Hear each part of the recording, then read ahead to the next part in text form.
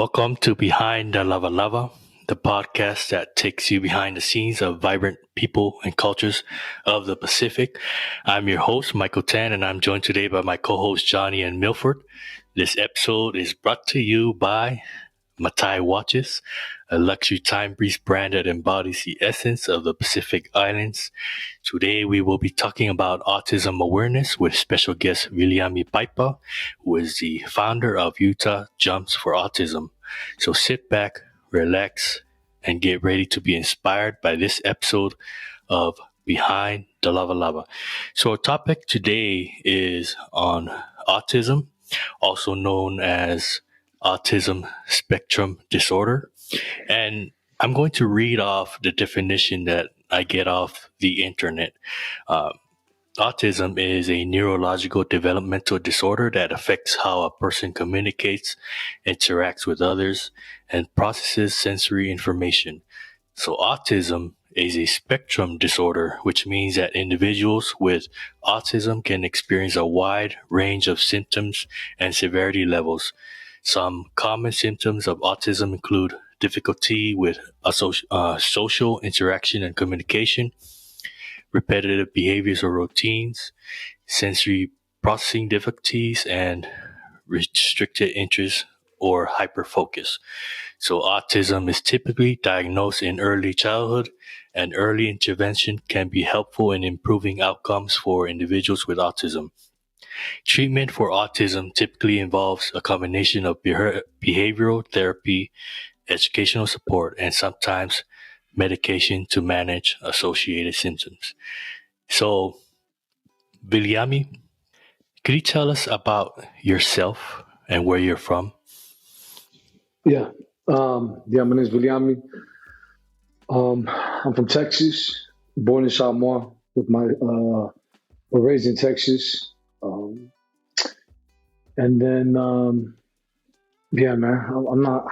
I'm a boring person. I keep to myself. I love sports, military family, one of my church mission, I'm LDS. I got drugged. Now I'm here in Utah. I can't find my way back home, and now I've been out here ever since. But that's me.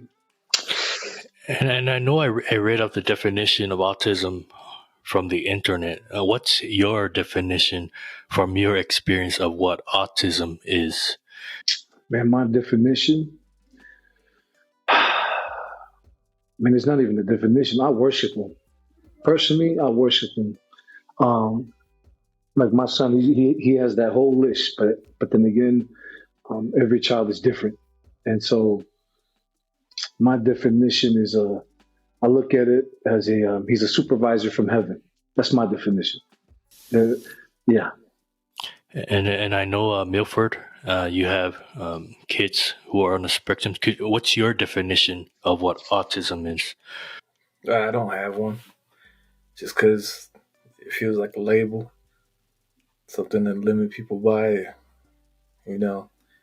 either judge them or give them some type of excuse. And I don't feel that way with them. I just want my kids to be happy, be who they are. And I don't feel the need to explain, their behavior or the way they act to anyone. Because just like Viliami said, how he worships his son, and every child is different between my son and my daughter. My son's like the most loving kid in the world, and my daughter's like the most protective and rude kid in the world as well. She's out there kicking and socking people, but she looks out for her siblings for sure. Yeah, and I just wanted to go straight into this. The common misconceptions about autism.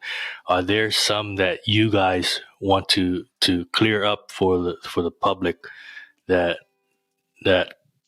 misconceptions that us who don't know about autism always mention and think of? So I'll start with Viliami. It's there's something wrong with the parents, because a child expresses his feelings in his way.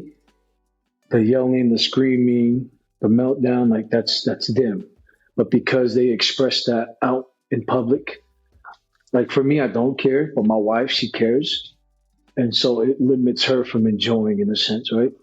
And so it's just that if you see a child expressing his self, it doesn't mean the parents are bad. And I guess people just think that every child should be in control, or the parents should be in control of each child. And again, that's my upbringing, right? You hear the whistle, you run, and you stand by the dad, and you don't move until he moves. But I think that's for me is each child has its right to express his way, um, and it doesn't fall on the parents. It doesn't mean the parents are bad. If that makes sense. And T? Yeah, let me preface this by saying, even with, well, they're still normal to me, but just normal people. No matter how great your parents are, you can lead the horse to water, but you can't make them tap dance. You know what I'm saying? Like my parents are some of the greatest parents in the world, but my behavior, amongst the Samoan community, guarantee all these other, you know, Samoan parents from the homeland are probably wondering, like, you know, what's wrong with the Teofalos? What are they teaching their kids? It's nothing that they did or didn't teach me. It's, just me choosing to be stupid. Having to touch that, hot stove, that's me. But when it comes to misconceptions, I'm still brand new to this. Even though I got other family members who deal with this, is, my biggest thing is just having my palms sweaty for having to worry about, doing something to somebody who wants to do something about my kids. And, like Viliami says, they have the right to express themselves. And, somebody who's not used to that may feel a certain type of way. And, I could take a lot. You can make fun of me, do whatever you want, say however you want. But when it comes to them or my wife, like, I will, I'll probably black out. And there'll be a side of me that we don't want to see. But yeah, that's me.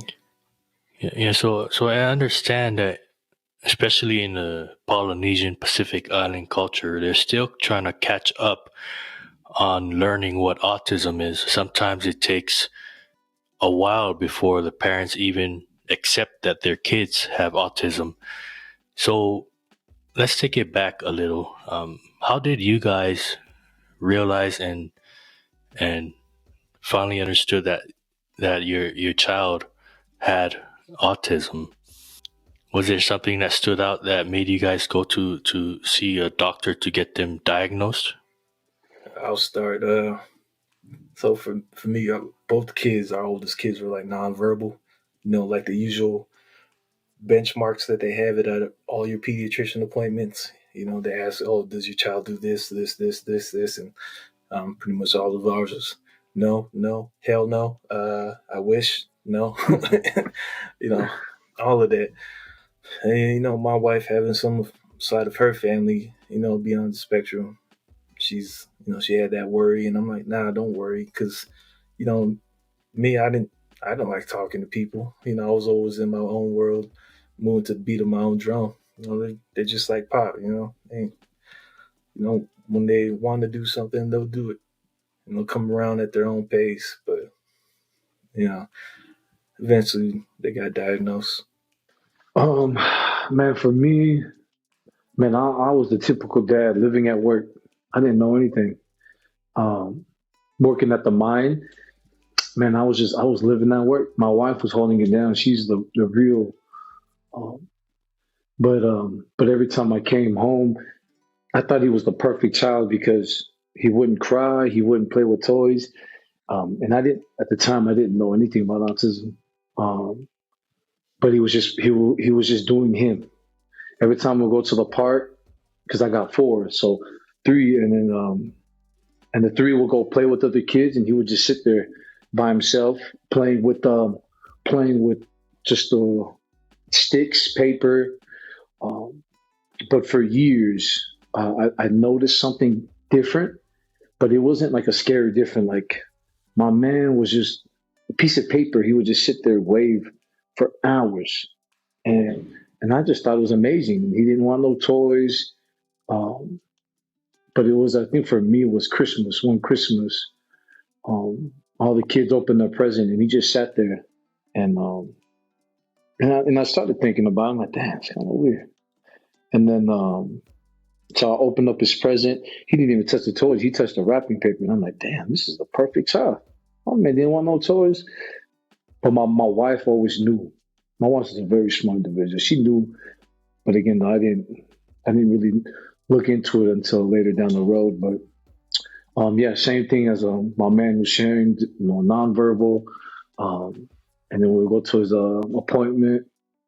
My man hit every little thing that you wish your child would hit, Um, and then they started wanting to run like brain scan stuff on him, and then that's when they kind of got a little scary for me because I'm like, damn, he's normal to me, but everybody else was like panicking. And so I'm like, damn. So because everyone else was panicking, I kind of got a little bit afraid too because I'm like, damn, like, but yeah, that's when we started looking into it because he wasn't just like my other three because we're measuring. I wouldn't say I am, but my wife was like, man, these three are talking, he's not talking. So we're like, but yeah, that was it. I'm gonna kick it off to Johnny before I proceed. Yeah, so I know being raised Samoan, right? I grew up in Samoan, and with that and with what entails in most Samoan cultures and how villages raise their kids and stuff like that. How was it? Like, I understand most of the time, family becomes your best friend. They're always going to be willing to support you. But how was it with the greater Polynesian community? Because, there was always show face. You go to these poly functions, and then you got the kid that acts up, and then, the normal poly reaction is, man, that kid over there or that, those parents, who raised them? They're are they palangi or something? Do they not know how the customs? So, like, I know it's always a challenge for something new that we don't understand as a community. What was the challenge for you guys in the initial phases when you guys first, are interacting with the public as far as your children is concerned? Because I know for me, it was like, I can remember a few times in my past year, recently, maybe within the last couple of years, where like I had no idea about autism. I don't really encounter it often. I know it exists. I know what it is, but it just wasn't my daily. And so there was like this little girl at Walmart, and she was just screaming at the top of her lungs, and everybody was annoyed. To me, I chalked it up to parents is paying their first dues. My kids are older now, but when my kids were little, they were hellions, hell on wheels. And so I was like, man, so I'll never shoot down a parent for the way they want to raise their kids because it's their kids. Propriety be damned, you know what I mean? But it wasn't until I heard the lady scream because another old lady confronted her, like, are you ridiculous? Call the cops. And she was like, my kid is on the spectrum. And I was like, wow, I didn't know that. Like, that reaction was new to me. And so I was like, I'll never shoot a new parent down, But what was your interaction with the Polynesian community, or some of the difficulties you guys faced when you're introducing your children out to the public? And if it's too personal of a question, you guys don't have to answer that either. You know what I mean? I don't wanna... I'm always give it to my man first because he got the 2 on the spectrum. So you got to lead first, brother, and I'm gonna follow right behind you. I'm still brand new and very much like Viliami. My wife is the main one holding things down when it comes to taking care of their needs, their spectrum needs. But I mean, the beautiful thing about the Samoan community is when you go out places, all the kids are wild. Like no matter what, So it's a rough and rowdy place of love out there amongst them. Just the only time it gets a bit awkward is like the introductory type deals where they're like, "Oh, hey, buddy, how you doing?" And my kids just ignore them. Like, "Oh, how old are you?" and all that stuff, and I'm just like sweat coming down, like he means well. But yeah, even when it comes to that, like I've mentioned on other things when it comes to like feeling judged by other people, especially within the Samoan wards or just any Polynesian wards I got. At first, I'll be like, dang, but then I'll think, oh, do they pay my paycheck, keep my lights on? Do they Are they taking care of my fam? Oh man, that stuff don't matter. I, I really don't give a damn, Yeah. And then I'm just like they're not affecting our happiness or well being, so I tend to not care. Like I care more about what's going on, in my little world with my little family. So, I mean, even though certain social interactions may be a bit awkward, and just by having a smile, just shrug at them. It is what it is. Man, when it comes to this, the topic of autism, it means everything to me because I've done a lot of things in my life, and this is the one thing that I actually faced and accepted, and it has changed my life and the way I view life, and not only me as an individual, a father and a husband, but it has done a lot of things that, man, unless you're a parent, you would understand in a sense. Um, but for me, just like my man shared, it's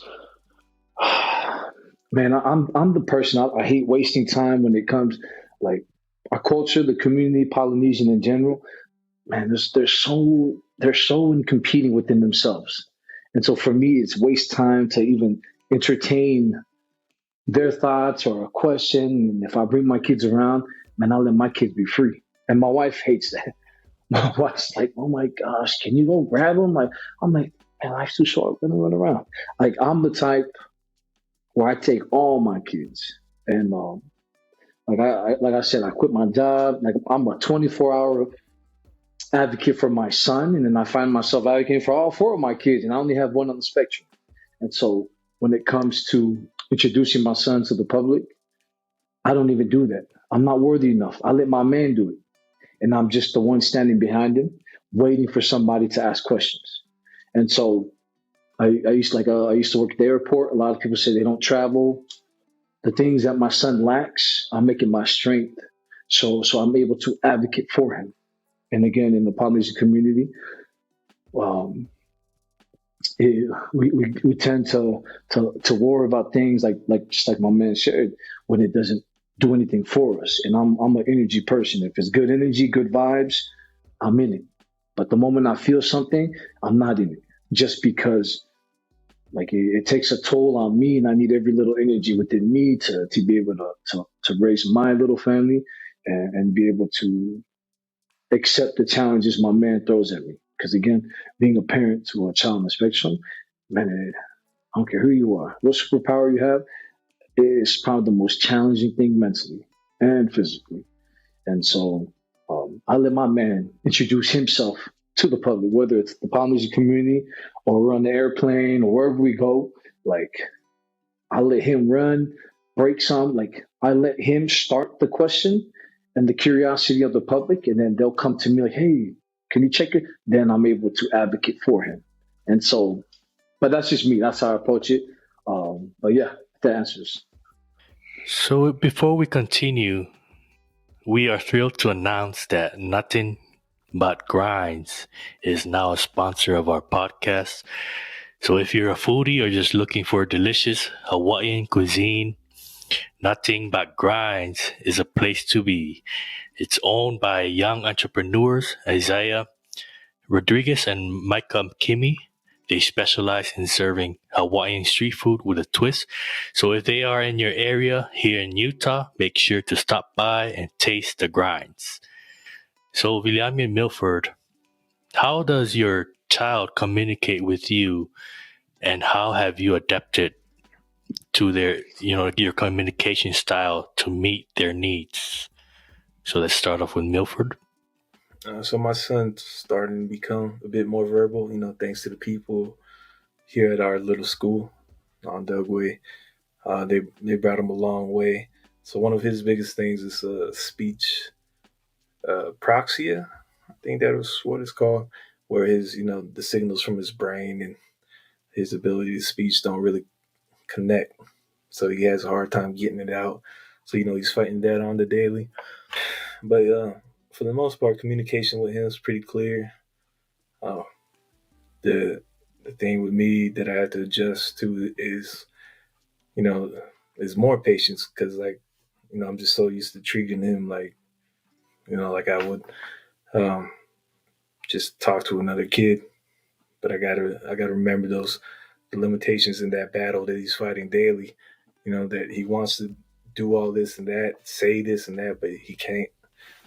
But and man, he's the most loving kid.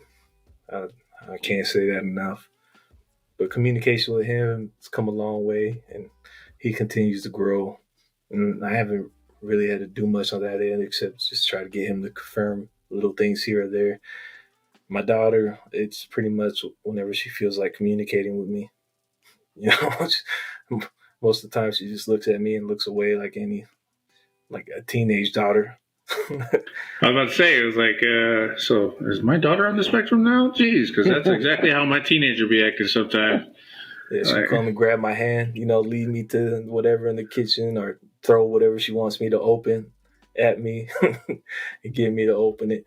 I mean, every now and then, though, you'll hear her say like full sentences or things we relate to her, and she's just blurting it out. And you're like, huh. But, for the most part, it's just got to continue talking to him and just being patient. And that's all I can do. Just to add on to my man, my son, he's nonverbal, and so he communicates with his emotions and his feelings. And so, how that helped me is, and I'm pretty sure we're on the same boat as Polynesian fathers. My upbringing, you can't place words with the emotions and feelings that you go through. Like, I'm still learning, but because of him, I'm able to learn how to express more and understand. And so, with my son, when he has meltdowns and triggers, it's like hours, and I've learned to really kind of hear the difference in the tone of his screaming, his crying. And so when he's crying, there's a tone that you can just hear if he's hurting, or there's a tone of his devices are dead, or he wants some. And so it's just one of those, like, because he's like my one child that doesn't talk. He's like my main person that I'm in tune with. And so, man, he has taught me how to really express my emotions as a father, and be able to express more of my feelings, because again, like, nobody won't understand that. People will think something's wrong with him because he's like screaming and yelling, but that's just his way of expressing and communicating. And so just understanding that for me, just again, my man is expressing his emotions and his feelings through tantrums and meltdowns, screaming and hitting himself. And to the public eye, it's like, damn, this dude is, something's wrong with him. But to me, because I understand him, I'm able to really have, again, the patience and love, to tolerate, to sit through it, and just remove him out of something that is triggering him. Because that's the thing is, you have to know the difference of what triggers him, and there's all sorts of trigger moments that this young man has. Like, every day there's like 20, 30 triggers, and so half the time we're just sitting in the vehicle for hours on day, just him just going off, and so again, the patience to accept that's his form of expressing, and just allow him to teach you that it's okay to express what you feel in different ways, and so, but yeah, that's how I communicate with him, is just through his feelings and his emotions, if that makes sense. Real quick. Oh, go ahead. When it comes to communication too, my wife's done a big, she's made like little games by hand, cutting things out with cardstock and laminating them, attaching the Velcro in different folders to help mainly, my daughter and son with their, ability to communicate. So, like, I'm talking all this stuff about me, but, let me be clear that my wife's the one carrying the heaviest load on this. Just real quick, and I mean, like I said, I'm pretty ignorant to to the aspect of the spectrum and what it entails. But I find that in my experience growing up, I had people that I've interacted with that were generally less than normal. They always wanted their sense of independence, especially at their later years. Do you find that your children reciprocate more positively when you treat them as if it's like nothing's going wrong or nothing's wrong, or do you use different techniques in raising kids? Or you just, I'm not saying pretend, but like you treat them as if they're normal. Like, you know, you're going to get in trouble for this. You get praised for that. You know, like everybody else. I know you have 4 kids. Regardless of the dynamic, do they, or is it just they are the way they are? It's a little bit of both. I don't know. I just, like, for me, like, I haven't even really come to terms with that, that word autism. It's just, this is my son, this is my daughter. They are who they are, and, I gotta be the better me for them and try to adjust to their needs. I gotta take myself out of it. And, you celebrate every little milestone, being able to see my son write his name, even though his ABCs may not be on point, that's one thing. Or even my daughter using the potty without even us really potty training her. Like, she knew the whole time. She could watch and observe and pick up, and, you just put an underwear on her and just lead her to the restroom, and she'll do her thing. She knows what's up and stuff like that. Like, you reward the highs and then just encourage them on the lows. Is you just be there for them, because I don't think there's any real expectations that you can set for them. Like, you can have it for yourself in your mind where you hope they can be, but at the same time, it's, you got to move how they move. For me, at least, this is what I'm thinking at this stage. Man, and that's the crazy thing is like, every child is different. Like, I cannot like express that enough. Like, and that's what makes it so unique and so special.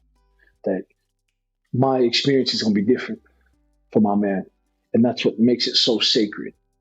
Like, it's that huge. And again, that was my fear, because again, I have 3 other kids, and statistically, 90% marriages are divorced when you have an autistic child.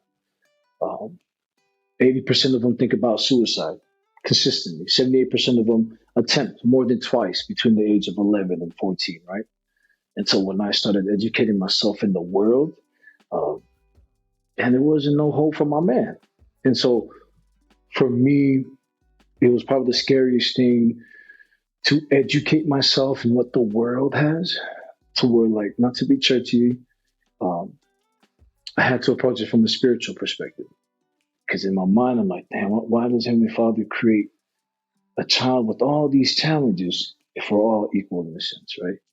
And so my upbringing, I was lacking so many things that, because of my autistic son, he has helped me realize that, recognize that, and be more in tune with that. And just like my man shared, yes, all praises go to wife. And that's why I dropped everything personally and took him as my challenge, because we have 3 other children, and that's what makes it a little hard. Because I wouldn't say hard, I love a little more challenging, because and you want to treat all 4 of them equally. And so I was pretty selfish to let my wife do it all alone for years and not realizing and see what she did. And so, but when it comes to the spectrum, though, that's the thing. Just like my man shared, you just have to really celebrate the small accomplishments that they do, from saying hi or baba or whatever word that, like, for me, the only word my son knows is baba. So it's bye bye. My man is 6, he's not potty trained. My man, in my head, I'm trying to invent a pressure washer system, because my man is huge.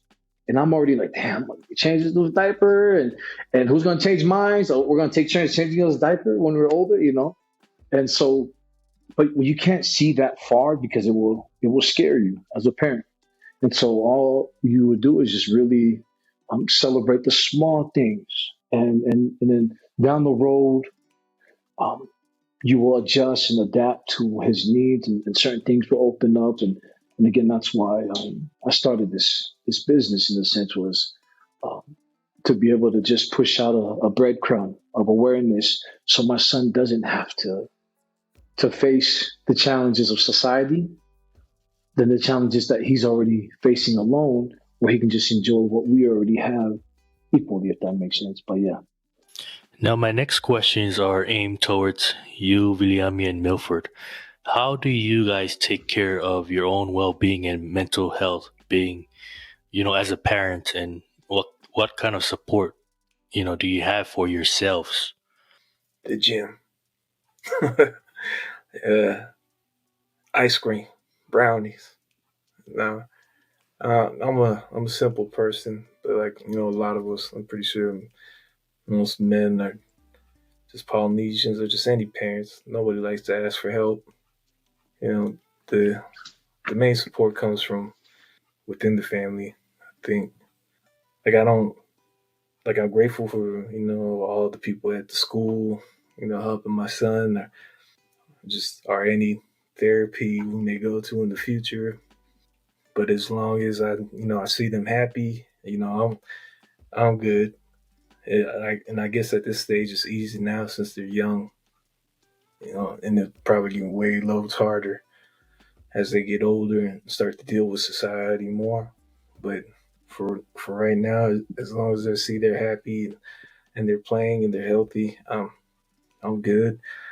Um, Maybe I could inquire my wife more what she may need because everything's different, and mothers. We spoke on this with the lady we just spotlighted. They don't really ask for help either. They carry a lot of burdens on their own. So maybe on that end, I can see what she needs more. But I'm simple. If they're good, I'm good. And my parents are huge help too, huge support because they take my kids everywhere and they let them like Viliami just go be free. My parents send us videos of my daughter just you know punking kids everywhere, just doing her thing, not rudely and not in the bullying manner, just stepping in and taking reign of things. But yeah, Man, what I do again, just to add on, is so because my son has a sleeping disorder, like he'll like sleep 15, 30 minutes or be up 2 days straight. And because we homeschool all four of our kids, um, my just like my man shit, my mental therapy is when they're down, like I get mine in. I have this whole ritual, um, not only just fitness, but I put myself in this little spiritual thing. Every morning I have to like feed my mind some just uh, these spiritual books in a sense, just studying, trying to understand what I'm capable of, what I can do, studying the mind. Um, I do a lot of reading.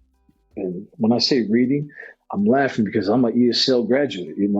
English is my second language. So I'm like, I was the Polynesian place in ESL, and because I look Hispanic, I'm learning Spanish with everybody else. And I'm like, and so, but again, these are unique skills and talents. My son has showed me what I'm capable of, and so, like I said, I value the mind. The mind is probably the biggest thing for me that I started looking into, knowing that you can't take care of your physical side if you don't are not in tune with your mental side. And so there's a workout for both things, right? And so my wife knows when I step out of the house for any meeting or work with my son. Um, I have this little ritual thing, like don't text me, don't call me, just because I don't like negative. And so I just try to surround myself with just again good energy, positive things, uplifting things, just because um, like I needed that much, you know. And so yeah, I do a lot of things, man. To be honest, and it changes. It goes with how I feel in the morning. But I do have like a little ritual. Not that I worship, the triangle, but I do a little. I don't sacrifice none of my kids, but I do a little ritual thing for me to be in tune with myself before I face anything. But yeah. So, Viliami, tell us about. I know you have. What is it? Tell us about your business. How you got started early on. Utah Jumps for Autism. What were some of the early challenges? What were the outpouring of support? Just tell us a little bit about it, please. Well, let me give you some time to think about your answer. First, I'm going to go into our next sponsor. Are you tired of being denied life insurance because of your size and medical issues? Look no further than Independent Island Life Insurance, owned and operated by Ray Keller. Ray has always been helping his clients secure their futures with dedication and professionalism for almost 7 years. Most of Ray's clients are Polynesians who have struggled to find life insurance options elsewhere. With a perfect 5-star reputation and only turning away one person without an option, Ray is unmatched in his industry. So don't wait any longer to protect your loved ones and secure your future. Learn more about Ray's services and how he can help you today. Contact Independent Island Life Insurance. Go ahead, Viliami. Man, again, it's a very sacred experience. Working a 9 to 5, making good money financially was great. But again, though, when you're so in tune with the world, man, you can't see what wifey's going through mentally. And so, Utah Jump for Autism, man, was created because my son inspired me, and he inspired me. It wasn't more for him, but it was more for my wife, right? So working at the mine, you're doing 14, 15, 6, 7 days a week, 1 day off, and providing financially. You're a great father. When you sacrifice time away from home, you're good, and then when you come home, you still got to put in. It doesn't change nothing. And again, when you have an autistic child, man, I use every title with this young man because I don't allow the title or the label to change me. So I use it because I can see it affects other people, and they're like, "Why do you call him that?" Because it doesn't change the way I feel. So I'm trying to normalize the way people look at them by using the words that they don't like to use, in a sense. So handicap, special needs, all of that. And so I'm always out and about with my son. My man is glued to my hips. But I lost a lot of jobs because of him. Damn, I hate talking about it too because it was breaking me. So long story short, man, for years my wife has been doing an amazing job. And again, because I value mental health so much, my man had his first meltdown when he was like 3, and it was like a 6-hour meltdown. Coming back from work, not knowing anything. My wife needed a break, didn't know. So she took off, and I'm sitting there in the basement watching my man cry. Didn't know that every time you touch him to comfort him, it resets. And I'm just like, damn, just sit there and watch him just cry. At a young age, it broke me. And so fast forward, I didn't know, again, going back to my wife, I didn't know she was doing so much because she would not tell me. Just like my man said, they don't tell you because they can do it so naturally. And but she kept it to herself, and she seen that I worked so much. She didn't want to add more. But again, but yeah, she kept it to herself for a long time. And so there was a lot of things that came in that middle, but I'm gonna fast forward because it's a long. But I had to be more present, because of certain challenges. man, a loved one attempted suicide. And because my loved one attempted suicide, it broke me. So it didn't make sense to provide for a home if the loved one is not in the home. So for me, I'd rather be broke, homeless, and have the whole family than not one person in that home. And so I started testing that for myself. Every time I would get a job, I'm like, hey, I got the special needs. Every time my wife needs me, I have to help. And so a lot of them would say, no, sorry, you can't, And so working hard is not a problem. Working 6 days a week is not a problem. But what was a problem is when my wife needed a break, I couldn't give it to her because I was on somebody else's time. And so I started putting my wife first before anybody. And so every time I would have a job, I'm like, hey, I got to help my wife. We have a handicapped son, so I got to be there. Oh, sorry, if you leave, you're done. All right, I'm good. So I started valuing my wife more than anything. And so little by little, and then, one day I was just sitting in the parking lot. And this is after I got fired from my airline job. I just sat there and I said a prayer, to be honest. I said a prayer.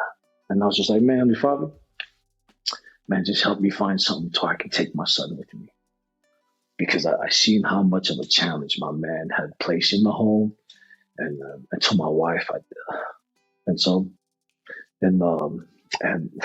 then one day I just got this impression, start a bounce house business. And I'm like, I searched up bounce house and all I seen was Hispanic names. Martinez's bounce house, Jose's, Christina. I'm like, and I said to him like, damn, but I'm one. The moment I feel an impression, I jump at it. I don't question it. I run at it. So when I got the jump house impression, I'm like sitting, I'm like, damn. The name was already an easy thing. Utah Jumps for Autism. Because I have 3 other kids. And so I didn't want to place that on top of them, for them to be burdened in the sense of like, hey, watch your brother so I can go work, watch your brother. And it eliminates their growth and enjoying life because they had to be an early parent to take care of their handicapped brother, And so a lot of things were running through my mind at the time. And so when I got the bounce house impression, I was like, damn. And the Utah Jump for Autism. And this is without telling my wife, because I already can role play in my head what she was going to say, And so I'm like, dang, all right. I put everything into it, purchased this package, all our savings into it. And all I can see was just how happy my son was because I'm able to not only advocate for him, but I can take him anywhere without, even if it was $1 or $2, I'm able to take him with me. And so we did everything, registered, bought the package. And every time I'm tracking the load, because they were going to drop a huge pallet. Mind you, my wife still she has no idea. And so as the package is getting closer, my heart is beating. I can't even hear anything because I'm like, damn, she's about to leave me. I went all in with this without her approval. And they dropped it off. My wife came outside for some reason and she just looked at it. She was like, what the heck? I was like, hey, you're looking at your new bounce house owner. And she went off. She went off, but the crazy thing about when you give it to my man upstairs, you can't see what he has prepped already. Like you can only see what he wants you to see, but when you don't stop or give up, things will just open up. And so by starting Utah Jumps for Autism, my goal was to do bounce house rentals for everything. And so we take a percentage from whatever we make and we give back to a special needs family or a single family home by like giving them a free birthday, a free day, just to give parents a break. And so, that's where Utah Jumps for Autism came from. It was just trying to not only advocate for my son, but also creating events to pull families out to be able to advocate for their own child, because it's powerful when a parent can share their child's message in a sense. And so that's what we've been doing, just being able, and again, another thing is autistic kids, they don't do birthdays. Like my son don't even know what a birthday is. And so like when it comes down to my other three, it's a huge thing. When it comes to him, it's huge too. But it's just a regular day. Like my man don't know, like he doesn't know the difference of any holiday. Every day is just it's just normal to him. And so when it comes to birthdays, he doesn't celebrate it in the sense the way my other three celebrate it. So it's a huge thing in a sense. And I know a lot of families, they love to celebrate birthdays for their kids, but it's hard to find locations and environment that will approve of certain things that they approach. And so for me was like, and if like I just had one recently and I don't set up in the snow, but because he was autistic, I'm like, hey, I'm in there. Set my bounce house on the snow. I don't do it, but because he was on the spectrum, I know how much it meant to that mom and dad. And I was like, that's what it's for. Just create memories and be able to be a part of that. That's also part of my mental therapy.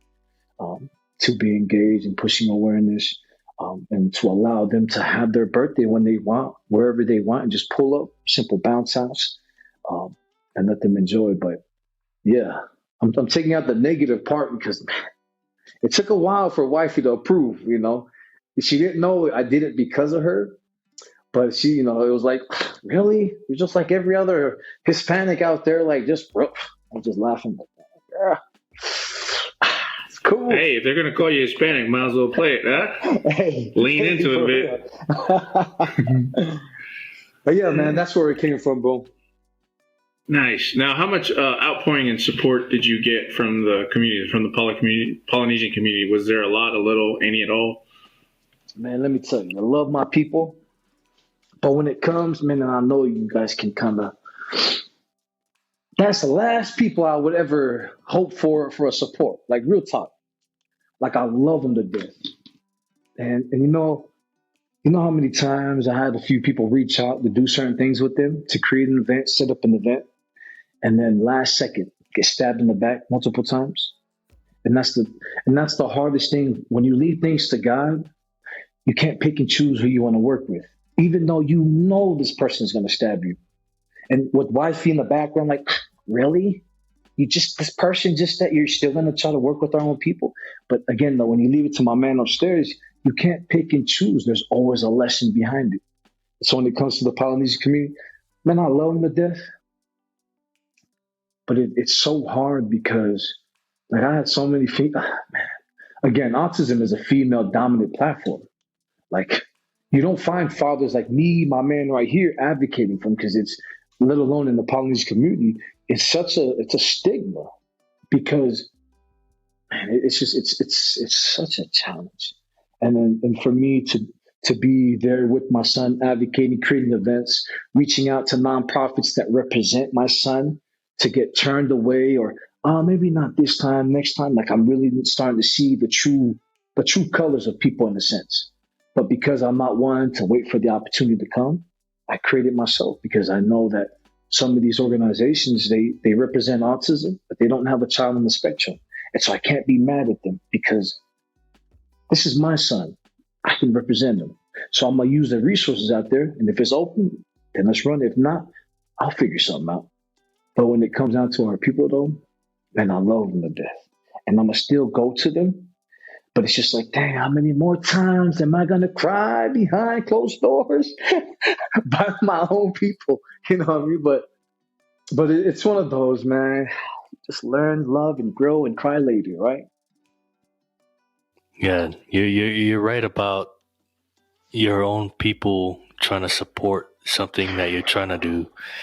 Yeah, I don't want to call it out, but it's true. Do it. Why do the Palangis are always there to try to support us better than our own people? When it comes to businesses, they're always offering a helping hand, but when it comes to our people, I think it's because our people are cheapskates. They always want stuff for free or cheap. They say, oh, let's support businesses by paying full price, but no, in the back of their heads, they want discounts for everything. So I think that's something that our people need to like put off, you know? No, it's funny. Like my brothers, we had this long talk and was like, "Hey, you didn't want to put Polynesian bounce house rental or like island bounce house rental?" And I sat them like the service don't come to the name. The service comes to what you're putting out there. So if I put Polynesian, the same people stabbing me are the same people that I'm crossing my finger that they'll rip You from ain't gonna me. make no money. Exactly. And so for me, like I already know that, you know what I'm saying? And that's why I put Utah Just for Autism, was because like my prices are pretty up there. And it's because of that. It's because like I'm trying to create this thing within, again, just in my mind, it makes sense, but in the service of serving people without knowing, right? And so I take a percentage from each customer, and I allow them to let me know if they know a family on the spectrum or a single family home. And because of them, they're able to give this family a free birthday without me trying to take claim from just know like everything is from this family. But without them knowing, so it's just behind the scene thing. But again though, coming to our people, bruh, I'm like, man, it's a bounce house. It's for handicapped families, and and it means nothing. They was, man, like I said, I had one recent one with, and I hate negative things, but again, you learn so much from it. And so it's just one of those, like, it don't matter if it's for special needs. When it comes to money, damn, it really changes people, man. It really does. Until something has been taken from you, then you'll realize that money cannot bring that back or create the peace that you seek, right? So do you have any upcoming events? Because I know you hosted some events for your platform. Yeah, so man, so I created the schedule. So I try to have an event every month. Every month. So my last one was February. It was a Valentine Autism Builder card, and that's open to the community, right? And so again, when I'm doing this, I'm doing it with nothing, and so I'm reaching out to these organizations and trying to see if they can donate like paper, pen. But again, I'm learning that if it's not their event, they don't want to push it or host it. And so I was supposed to have one in March. And again, it's such a challenge that I love. But again, being a male individual approaching a female dominant platform, man, bro, I'm like, these females are fighting me. And I'm just like, just trying to be a father. Forgive me. There's a lot of great dads out there. I promise. Like, but and again, there are a lot of amazing families out there that are that we've created events, and for them to really see like for me, I'm not trying to make it difficult. I'm just trying to create events to where they come out and just let their kids be free, like let them be normal in a sense, right? But my one that I was supposed to have was a basketball tournament or a free throw fundraiser. But man, it's just a challenge to find locations. And so, like I said, I have a list of events, but there's nowhere to have them, And so that's my challenge that I'm facing now, is just trying to find locations to run them and host them. I hope that answers your question. It kind of went off a little bit. Yeah.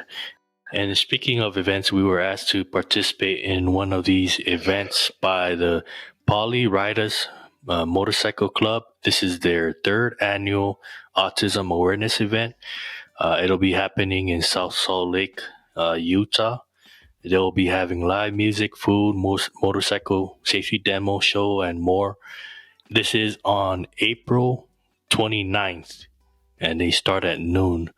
If for those who want to support autism awareness, because this month is Autism Awareness Month.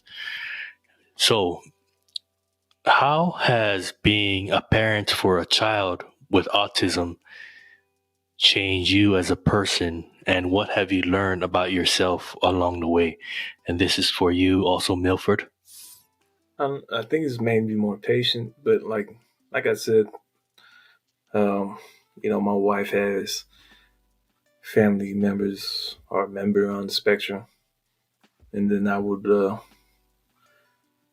they would have an episode, but then I just watch other people like be judgmental and like, oh my goodness, I can't believe this or that.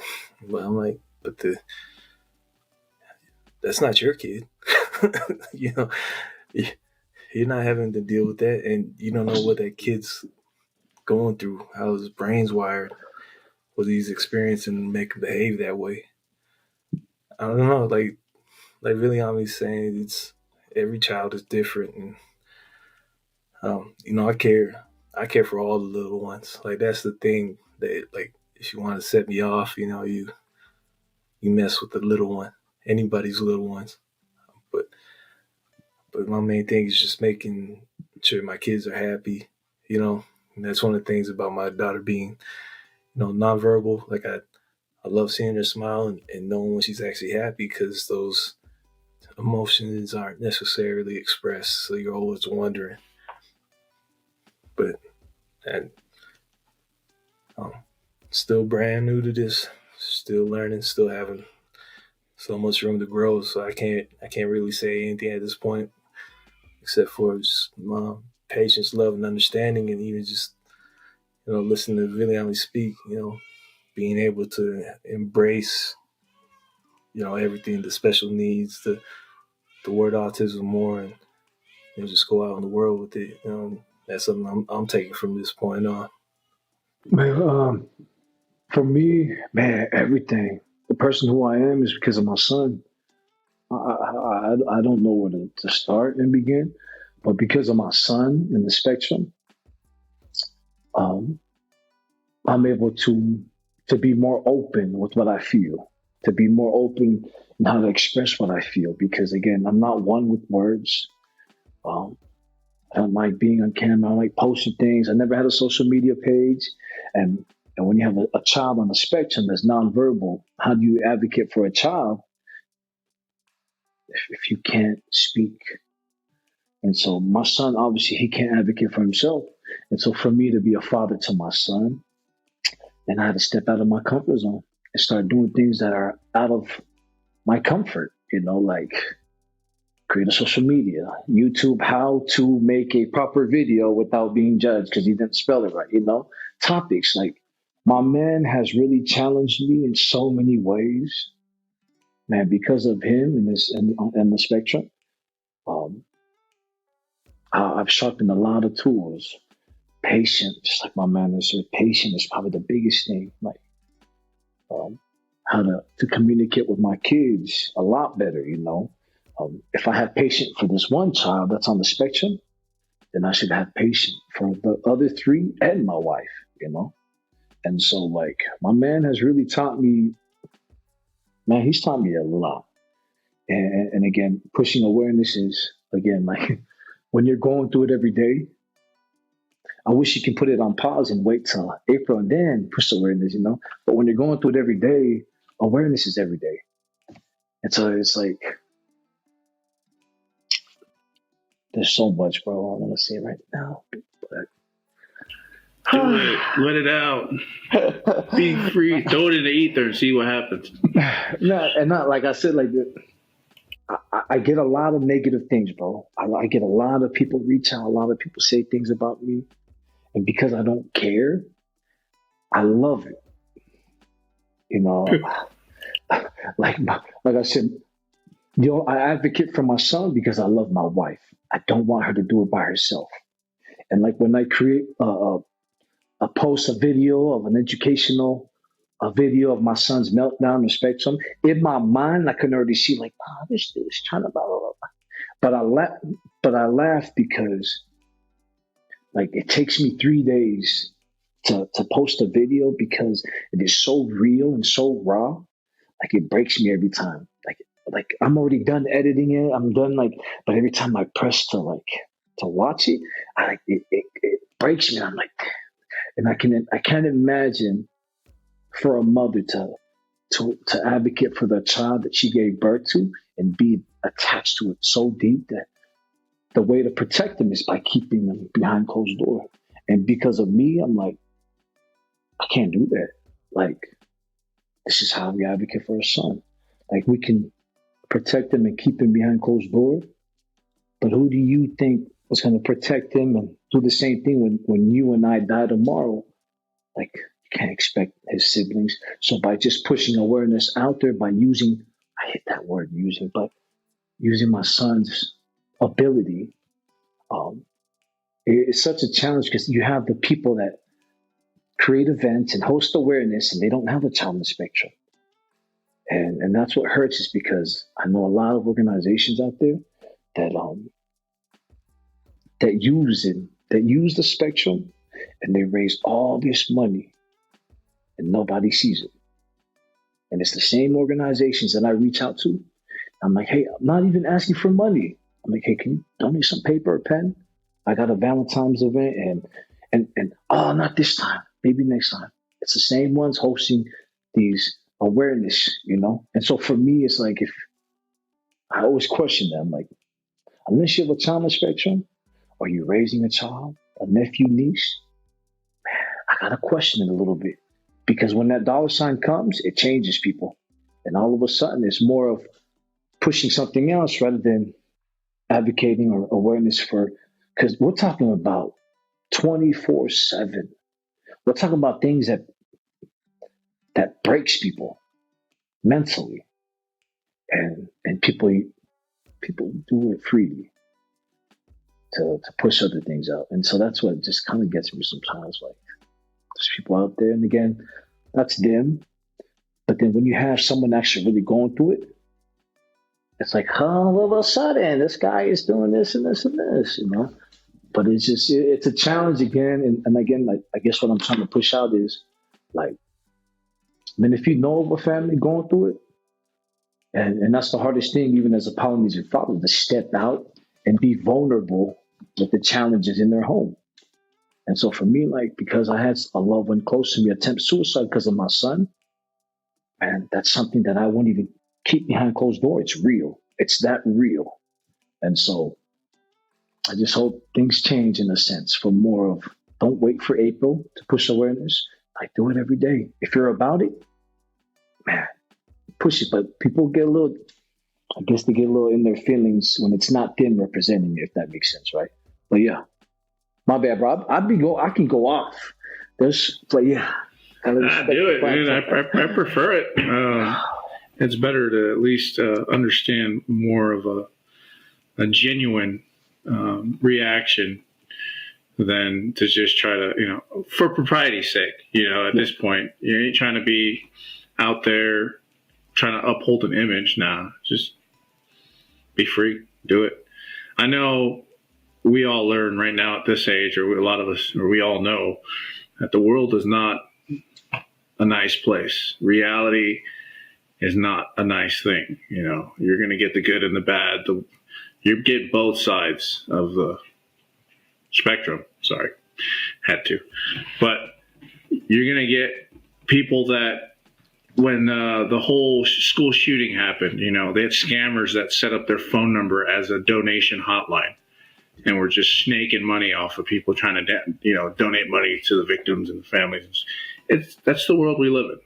Reality is not a pretty thing, but it takes a lot of fortitude to stand there and do it for free.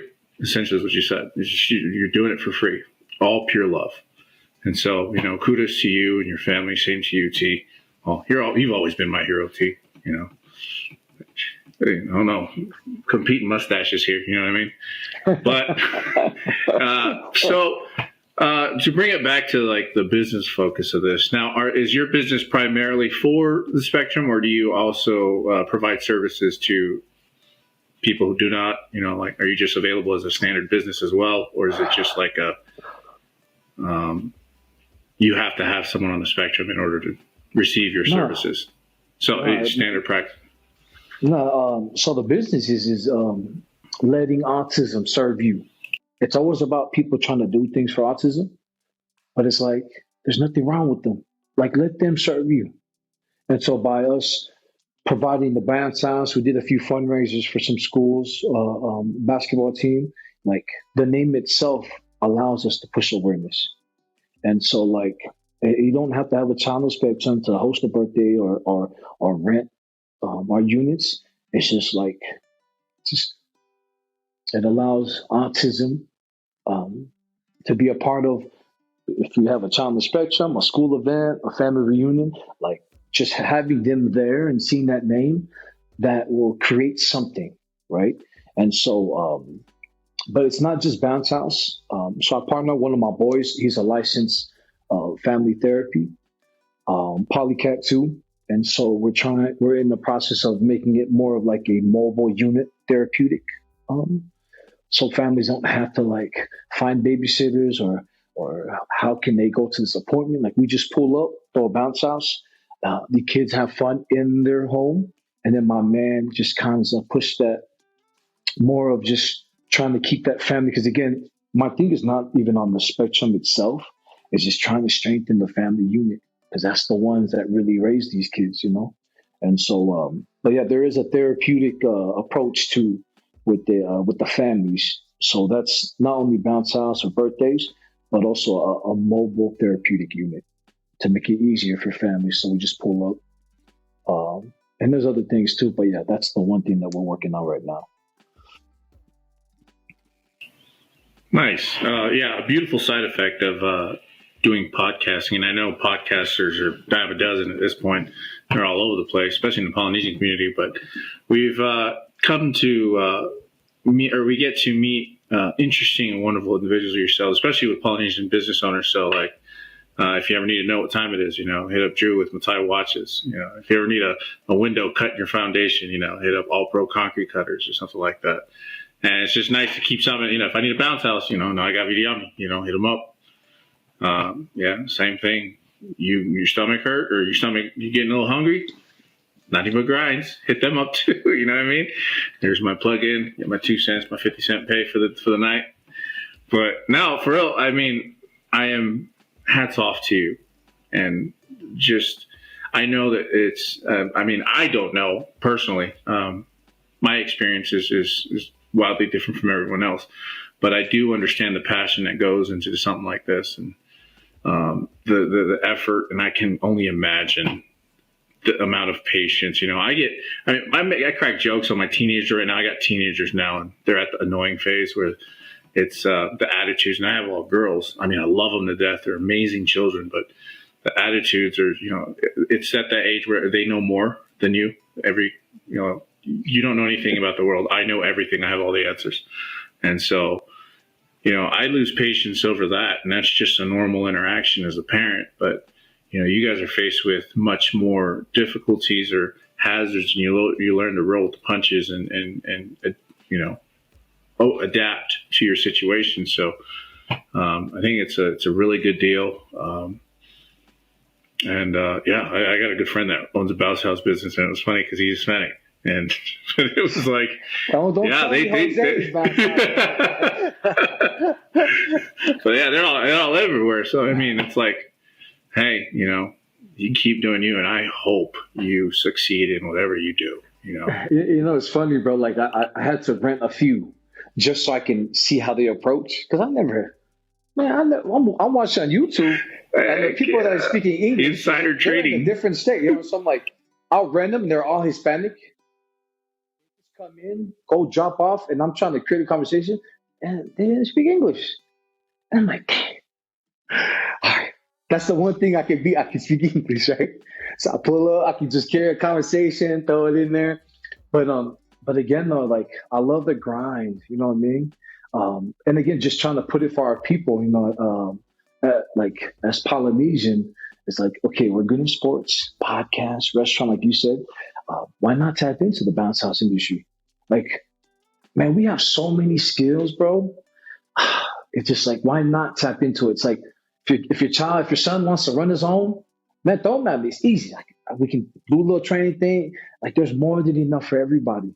Like, why not? But again, though, people think there's just enough for me. I'm gonna keep it to myself, and that's where the growth ends for that person. But I love it, bro. Like, man, our people, we have so many skills. This podcast, this opportunity to just be a part of this and know that there are other Polynesian organizations out there. If we can just all work together, bro, there's more than enough for everybody to eat, Yeah, thank you for sharing. And I just want to state a fact, because Johnny said that there's a lot of Polynesian podcasts.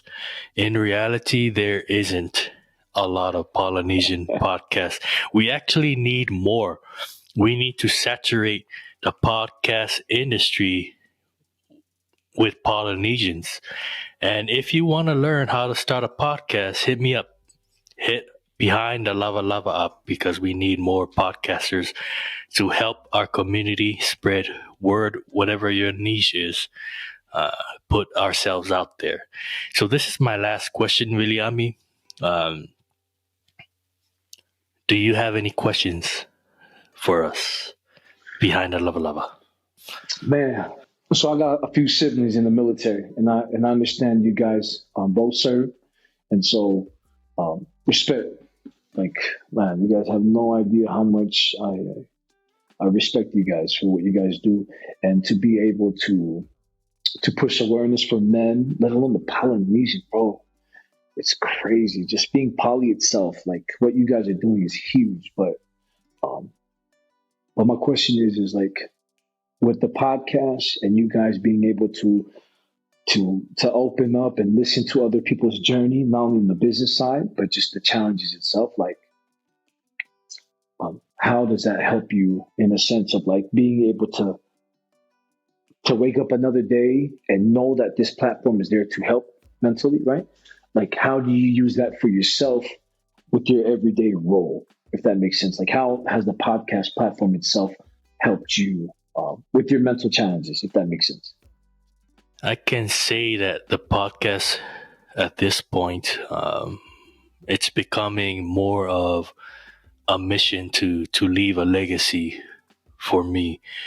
It's never about a business. I've never thought of the podcast as a business, because we're not even making money from it unless we get sponsors. But for me, that's basically it. It's our living legacy. You know, I always go back to our crew member that we lost to leukemia, Visawai Thompson. Now his legacy has been solidified on our podcast, and every time, you know, he's always on my mind, and forever he will be on YouTube, or when, you know, on this podcast, the episodes that he's been in. To me, that's important. It's to tell the stories of people, so that our family members can go back and watch them, and they celebrate their life. You know, for podcasting, it started off for me to help my mental health. And now my mental health has improved greatly. You know, my coworkers and my family always say, "You're always talking about the podcast." And that's true. The podcast is on my mind. Like, it's constantly on my mind. I'm always thinking of ways to make it better, to help others, to tell people's stories, because that's what I want to do, is tell people's story. And at the same time, I'm telling mine, because I'm, you know, me, Johnny, Milford, Ati, Spencer, and our part-timer, what's his name again? Fatu? You know, just kidding. And our part-time, we're here telling our life stories on this podcast, and this solidifies our legacy. You know, and YouTube will forever be there. You know, even if other platforms go away and we stop paying our subscriptions, YouTube will still be there. So that's my short version of what this podcast has helped me through. I take it up to when we were in the Marine Corps. Me and Milf, we were stationed together in California at one point in time. But to me, it's just hanging out with people that have the same values that I do, that we share. You know, kind of in the same situations. You know, it's we're all married men, we're all fathers, trying to make it through this thing, navigating life. A lot of our core values are the same, and it's just, you know, hanging out with the boys at the gun club. That's what it is, essentially. So podcasting is really just, I didn't think I'd like it. I just did it because Michael asked me to, you know. And so it's what you do. If your friend asks you to do it, do it. I didn't realize I would like it so much just because, you know, I love hearing the sound of my own voice. But no, it's what Michael said with the whole legacy. My kids are going to grow up and see this stuff. Like, hey, remember that phase when Dad was doing podcasts? I'm like, yeah, I remember that. Just like the phase you guys made recording videos and TikToks and stuff. Yeah, we can do that too, But it's like, it's the things I've learned from people that I never thought I'd meet. You meet a lot of individuals in the Marine Corps, but we all have something in common. We're all Marines. And then we've been, recently we went from talking about topics out loud, some of the things that we don't normally, we joke about in the garage when we're drinking, hanging out with the boys, and then saying it out loud and making a permanent record of it became like, it was very empowering at first. And it was like, I didn't realize that a lot of people, felt the same way and didn't really voice it out loud. So it was kind of cool. And then we started having guests and we started meeting cool people and then seeing different side of how they see the world. It wasn't necessarily the same as ours. Our humor might not be the same. Our decision-making abilities might not be the same. So it's been, it keeps me going. Well, aside, my family keeps me going. I'm pretty stable. But I enjoy this because I don't really have hobbies. I was like you for a while, just work, come home, graveyards, come home, truck driver, drive all night, 5-6 days a week, making ends meet, my kids sang in church today, but I went to work. It was one of those things where, you got to do what you got to do. But the love is there. The support is there. And so doing this is just a nice little hobby to reconnect and stay in touch with some of my friends and meet cool people like yourself and make some connections along the way. And maybe catch a cool t-shirt that I can wear around portraying somebody else's business. Hey, it's Faltassi season, and one of my dad's good friends gave me a Televise Utule Faltassi t-shirt, and I'm from Pamo, but my dad's from Manua, so I'm rooting for Aeto Matasawa, but I was wearing a Televise shirt just out in public because I got it. It was a free shirt, and I love the dude, so you gotta rep it. But that's the interaction, and I love those interactions, and so I'm grateful for that opportunity. So I'm always grateful for Michael for forcing me into the seat with a gun to my head, telling me to do it, or he's going to beat me with a wet noodle. So, but yeah, that's it. I just found this as a way to keep in touch with the boys. You got them friends who think phones only work one way. You don't call them, you ain't boys no more. But at the same time, they don't call you. And I'm one of those, like, even if we don't speak, for a very long time, I'm always going to pick up, like, like we ain't never separated. Even though I could have called here and there, like, I'm always concerned about your well-being and hoping everything's all right, hoping for the best for everybody. And I thought, honestly, when Michael started this, that, we was going to be talking crap and, families weren't going to be watching this. So, but turn more towards the family-friendly side, and that's cool. We got to meet people that I never thought we would have gotten to speak with, in a lifetime. MMA legends, Super Bowl champs, and then, Polynesian father with a kid on the spectrum. And, I tell you, they may have heard, but I've never told anybody in our little crew about my kids.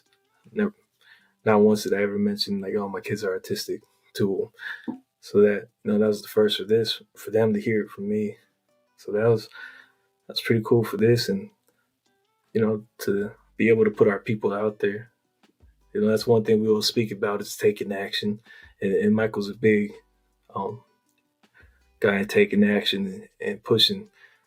I like to talk trash in our little messenger here and there to see if he's about it, and he's about that action. He just doesn't talk about things. He sees it, he goes for it, and that's what we need more of, and to stop letting our people be overshadowed. It's cool when they finally get a spotlight, but we want them to shine as bright and as long as it can be. And the way we grow, I think we can amplify more and more, and make our islands look bigger than they are on the map. So yeah. Yeah, people might look down on podcasters, but when you look at it, an experienced podcaster, they're basically good at networking. Mm. And if you need something like a resource, you just ask them. They might know someone who can connect you to someone, right? Especially in business. So if I happen to be the media chair for the Pacific Island Chamber of Commerce now, so if anyone needs help with businesses, just hit me up. Man, I just want my man T, bro, Milford, brother. Man, again, bro. From one autistic father to another, like, man, it is huge.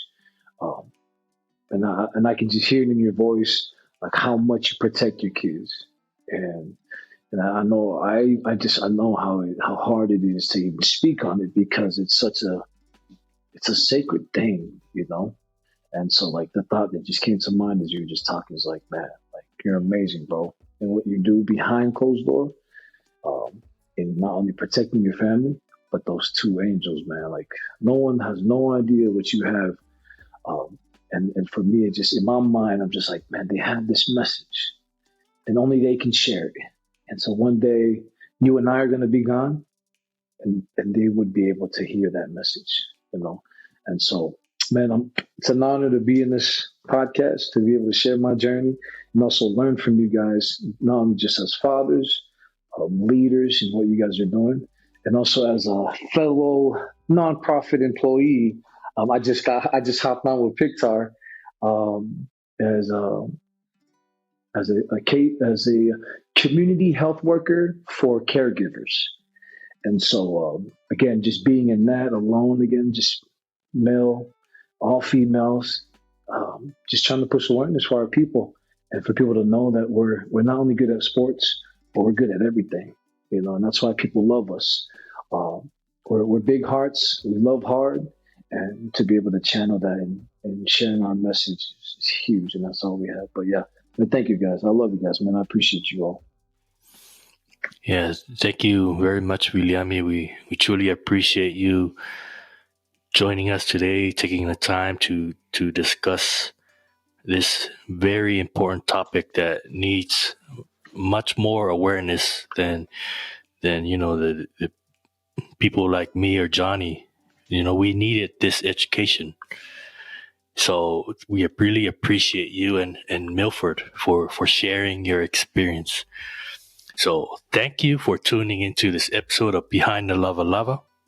I hope you enjoyed our conversation. Remember, Utah Jumps for Autism is always looking for support, so be sure to check out their websites and social media pages to learn more and see how you can get involved. If you enjoyed this episode, be sure to follow Behind the Lavalava and leave us a review. And thank you for joining us. We hope you found this interview informative and insightful. Until next time, Tofa Soifua.